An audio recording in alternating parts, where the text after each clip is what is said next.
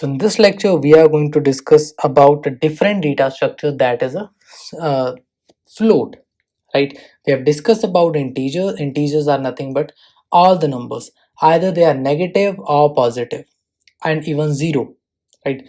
Those are integers.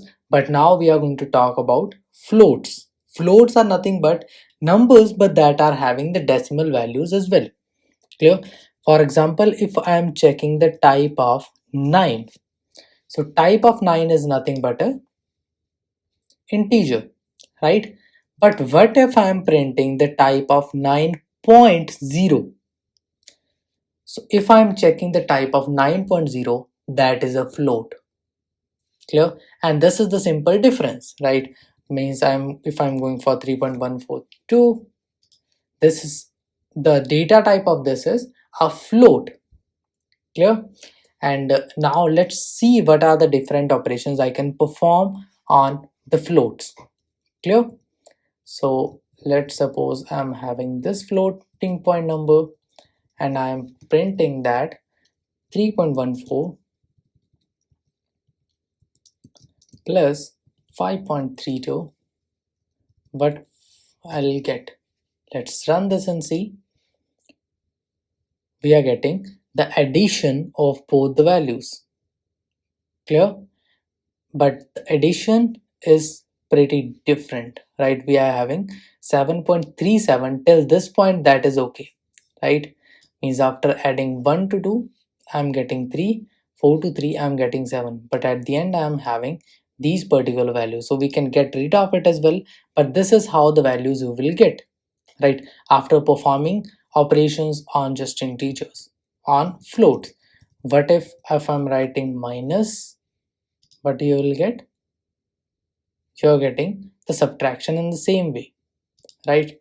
And what if you are going for a multiplication? Same for the multiplication as well. And can we do the division? Yes, we can do the division.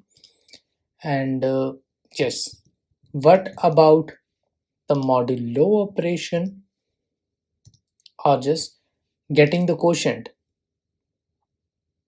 Yes, we can get the quotient. And what about the remainder? To get the remainder, we are using this operation, which is a modulo operation. Yes, so we are getting the remainder as well. So these are the different operations I can perform. Clear? Now one thing that I would like to tell you is, anytime you can convert from one data type to another. Clear? Means if we are talking about these values, so these values that we are getting after the operations is also in a format that is a float. When we are performing these operations on an integer, the final value is also an integer, right? But when we are dividing it, we will get the final value as a float, right? If we are writing 3 divided by 4, right? So for this case, if you are executing it, you are getting a floating point value that is 0.75. But this value is also integer, this value is also integer, but the value that we are getting as an output is a float. Clear? So rest of them are giving you the same value that you are performing, but this value will give you the floating point numbers or floating point values, right? Now let's suppose if you want to change just one number, right? So these are the arithmetic operation, or this is the calculator, let's suppose, that you have made, that you are giving them two numbers. First number is 3.14, second number is 4.23, and you want to make all the arithmetic operation calculations possible on these two numbers. So what can be done? So this is the first number and this is the second number, which is 4.23, right? So these are the two numbers I am having. This is the first number, this is the second number, this is the addition, subtraction, multiplication, division, modulo, and remainder. Now let's suppose if I want to change these numbers now. Instead of 3.142, let's suppose if you want to write just 3.1 and 4.2 and run it. So here you can see here the values are changed, but here for all the cases I need to change the values. Means I need to change the values in all the places where we have written the values earlier. Clear? But that is not an optimum way to writing the code, because let's suppose this is a 10 line of code. Even if I'm changing it, what if the line of code is of, let's suppose, 1,000 lines?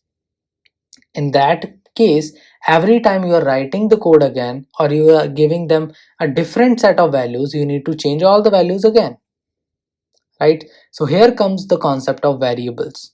Variables means instead of using the numbers, we are using a name, right? Or a container, I would say. In that particular container, I will store the values, and whatever values are stored in that particular container, I will use the name of that container only. Clear? For example, rather than writing 3.1 now, I am creating a variable named as var1, right? I am creating a variable named as var1s, right? And the variable, in that particular variable, I am assigning a value 3.1. This equal to operation that you can see is an assignment operator. The value that is at the right will be assigned to the values in this particular variable. Similarly, I am also assigning a variable 2 named as 4.2.